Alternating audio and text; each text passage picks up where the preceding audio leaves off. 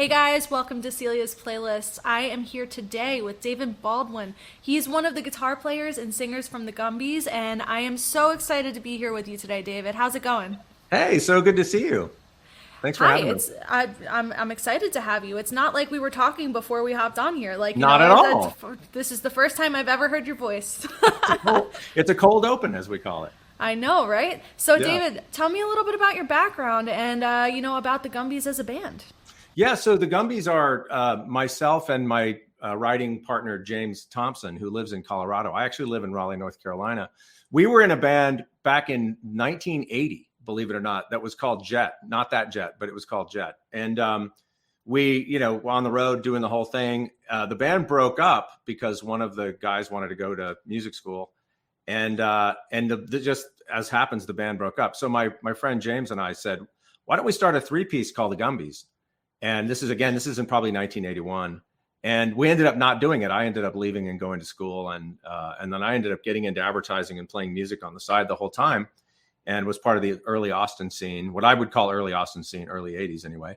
And then we got together about 3 years ago and said, hey, we never did the Gumbies. Let's do it. And so we did it. We started doing it. But again, it's all of the challenges and advantages of what you can do today, because we don't live in the same city. So we're doing a lot of virtual stuff. We write together over Zoom. And then we, exchange ideas via our iPhones and recording on things. And then James will come in and we'll go into a studio. We're not doing a home recording for the most part. We'll do demos, home demos.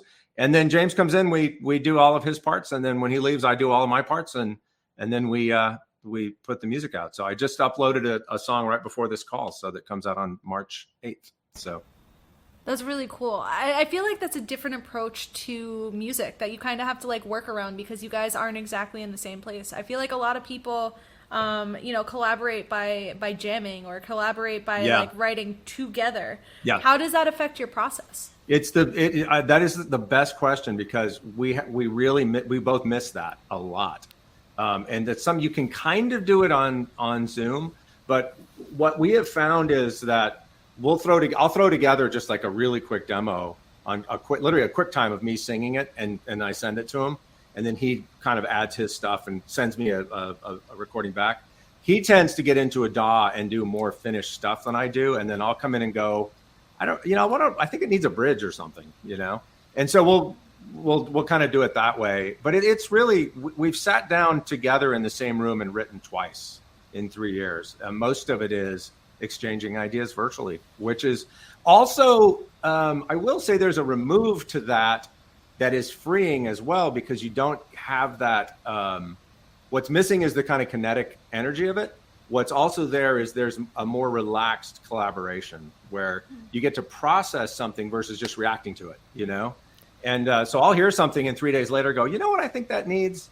Whereas sometimes when you're just sitting in the same room, you're going really fast, And so there's an advantage to both things, but we both miss just sitting and sort of jamming and going like, hey, here's an idea, let's develop it for an hour. We're not able to do that. I like the concept of being able to sit on something because Yeah. I'm working on a promotional campaign right now, and I'm editing as the campaign is going on. Yeah. But as we're going, I'm noticing things and being like, you know what? It would be cool if we did this. Yeah. So I feel like that's where you have a little extra finesse because you can actually sit on something and you'd be like, oh, we need a little bit of a guitar part here. Or it would be really cool if we threw in a little, I don't know, keys or a sound effect or something in the background over in this part.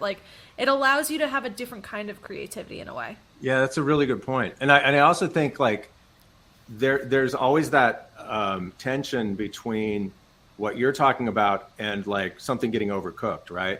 And so you do need a deadline. I find deadlines to be so motivating and helpful of this has to be done by then. Because I think one of the things that I learned in my sort of advertising and design career is you've got to learn to be done at a certain time. And to be done means you have to have it done well. Right. And so you have to, that's a muscle that you have to sort of build. And when you don't ever have a deadline, you don't have to build that muscle. And so that's something that we're pretty comfortable with. I feel like that immediacy like not from like having a deadline, but like working towards something, is something that a lot of people have kind of voiced to me, at, like, you know, musicians, because they want to work on it till it's perfect, but when is it perfect? What does that mean? Because, and that's one of the things that I've seen hold a couple of people back, because they're like, oh, it's not done. Well, I've seen it as well. Why is it not done? Yeah, I've seen it as well. And then you'll hear it and go, wow, it's great. And they're like, yeah, but I don't have this one thing, you know, and you're like, you need to get this done. I as a creative person, I believe, you know, constraint is your friend. So I agree. Yeah. I feel like for me, like, obviously I'm in a whole different side of the creative field, but like, you know, at first I would work until something was perfect. And now I had to like fix my standard towards having like a different, you know, idea of what perfection is. Yeah. Because if you're working towards perfect, you know, you're going to be looking at every single frame of every single video that you're ever doing. Instead of making editing, sure right? You capture everything in like more of a like whole picture kind of way, if that makes sense. As long as you're getting the story and you're getting everything, like it's better to get it out than have it sit on your computer forever. You know what I think is a kind of an interesting metaphor is a diamond. Like you can have a diamond that's this big, or you can have a diamond that's tiny, but they can both be perfect, right? And like the idea of perfection in a diamond, like it's not about the size of it; it's about where it is when you know, okay, I have this size, I have to make this thing perfect for what it is. But it doesn't mean, and I think when you're talking about editing, man, you're talking about choices, like, and every choice you make affects every other choice you make. And it's even a little different than music. Like you make this choice, you can't go back and change it without changing everything, right? That's fair. It's all about storytelling. And that's where, like, you know, the crossover between editing and, like, you know, creating what I create and creating what you create, you know, comes together. So I want to, you know, jump back. You said that you, you know, you have a background in advertising. Yeah. But, you know, with the change in landscape online now, like, what was it like coming back afterwards and being like, all right, now I have to promote a band? Well, I think that, you know, I feel like we've been together doing this for 3 years now. We're in our third year, and I feel like we're still preparing sort of the brand. I keep thinking of ourselves as a rock brand, you know. Like, and so what does that look like? And I'm using all of the tools that I have and finding that, wow, I don't actually, I don't have all the questions answered that I need to answer. We're going to still keep putting music out, and we have a lot of things that we're doing and doing out. But I think what we're missing is kind of the roadmap plan, you know, and I know how to do that. I mean, that's something I know how to do, but I was saying to you earlier, like, it's physician heal thyself. It's harder to do it for yourself than it is for somebody else, right? 100%. I have been working on my own brand, and like I've jumped around so many times. People have seen me do different shows, different whatever, but I feel like I finally, like, for myself, figured it out. Yeah. It's so much easier for someone to be like, here's the details, and then me go, okay, all right, we got this. All right, so it's this, and if you want to get here, these are your 4 steps to get there. Yeah. So I totally understand that, and I feel like it's because there's so much in your head that you need to get out of your head to be able to do that. You know what I mean? Like, especially when it's that close and, you know, that personal of a project, it could be a barrier between you even posting about anything. Yeah. Yeah, absolutely. And I think that leads me to the question for us, like, what are we posting? Are we posting about our music? Are we posting about ourselves as musicians and songwriters? Am I posting myself as a guitar player? I was, you know, I'm blown away by the level of guitar playing online on the internet. Like, some of these bedroom players are astoundingly skilled, and I'm not. I mean, I'm what I'd call a decently good guitar player, you know, but like there's so many questions of like, well, what do we do? And you just want to show up authentically, really. But, right. But those are the questions we're trying to figure out. And then I will also say, we're trying to figure out if we should even show ourselves as humans, because we're both older guys. We're both, you know, we're I feel like there's a lot of different directions that you need to do, not to do, but like to take into consideration. Yeah. But you can also just figure out who the audience you want to play to is, Yeah. and then, work backwards from there. Yeah. With that being said, though, I know that you have more of like a 70s, 80s sound. Yeah. Like, Yep. Proudly. Yeah. Like, I know that was when you guys first started kind of the Gumby's idea, but what inspired you to continue that sound now? Well, I am what the opposite of a musical snob. Like, I love everything. I really do. There's certain things I don't like, of course, but I mean, I just am not a snob about music. And I've always just loved guitar-based rock and roll, really. I mean, it's really what it is. And so when I think about what I can add and what I'm good at, it's really that, it's doing guitar-based stuff. And my fellow Gumbyite James is the same. Like, we're both, he's a multi-instrumentalist, so he really makes everything tick. I mean, he's the one he plays drums, he plays bass. We're a 2 lead singer band, which is weird, so depending on who's singing, we don't always sound like the same band, I think, but we really love that kind of mid 70s to mid 80s, like that. We're always in there somewhere, and we put a song out last year called Queen of California, which it's so funny because it's called Queen of California, and we put it out and went, oh God, there's a song by John Mayer called Queen of California. So, and our engineer who we work with said, hey, there's a million heartbreakers out there, so don't worry about it.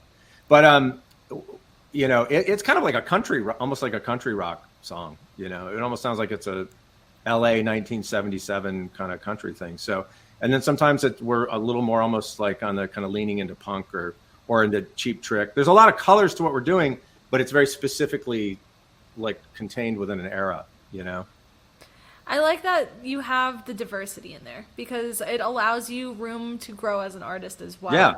Yeah. And I think that it's really interesting that you guys have multiple singers in this because I feel like people define bands by like things that they expect to hear. And I like that you're breaking the expectation, but like in a way that everyone's going to enjoy. You know what I mean? Yeah, totally. It's funny what we say a lot is we want to feel both of the singers in every song, even if the other singers, even if James is singing something, we want to feel me in it. And vice versa. And so we work really hard to do that. I don't know if we're successful, but we work really hard to do that. So, well, I mean, the audience will have to tell us how they notice that. If you had to pick one song of yours that would encapsulate your project as a whole, what song would that be? I think it would be either Queen of California or a song called Falling Star, which is mostly a James song. I just kind of added in a little bit here and there. That was mostly him, but I think those are really where we've reached the highest. I feel like those songs we kind of hit what we were trying to hit. I feel you. So I have like this big question that I keep asking everyone, and that question is if someone was starting to get into creating music now, what would be your advice to them?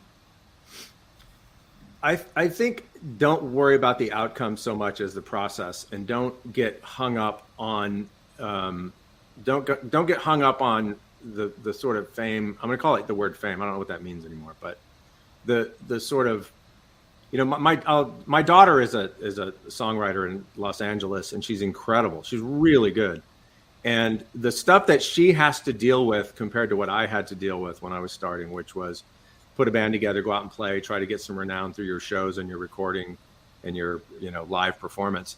She has to be good at TikTok, and she has to be good at all sorts of things. So her music is unassailably great. It's incredible. She's got a great voice, and she's incredible. But I think, I think authenticity is kind of the more important thing you should be aiming for is, are you you? And how do you use you across all those platforms? That's what I would say. And that's the question we're wrestling with ourselves right now. I feel like that's an industry question right now. And that's the thing that a lot of people are trying to figure out, because everyone's trying to figure out, all right, well, I need to get this song out there, but now I'm a musician that needs to turn into a content creator. Yeah. Essentially. Right. Exactly right. So that's been something that I've noticed, and like, you know, people have been coming to me like even before I was talking on the internet because they see that I was creating content, because I was a content creator before I was like working in and you're in good all at of it. my things. You're Thank quite you. good at it. Yeah. It's a lot of practice, and Yeah. just like, you know, practicing a song, you have to practice how you're going to carry yourself on the internet, and you're going to have to practice like how to create. So you know, it's an ever growing process being an artist of any kind, I guess.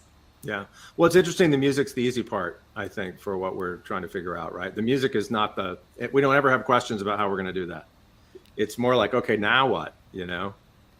I understand. I've had like a number of different artists come across my desk in time. Yeah. And, you know, it's also the question of, do I do a music video? Do I do content? What does a promotional campaign actually mean? Or what does that actually look like? Yeah. Because, you know, when you're learning how to be an artist, you're learning how to play an instrument. You're learning how to apply things like music theory, but you're not learning how to, you know, understand how to carry yourself on camera. You're not getting like media training. You're not getting all of these things.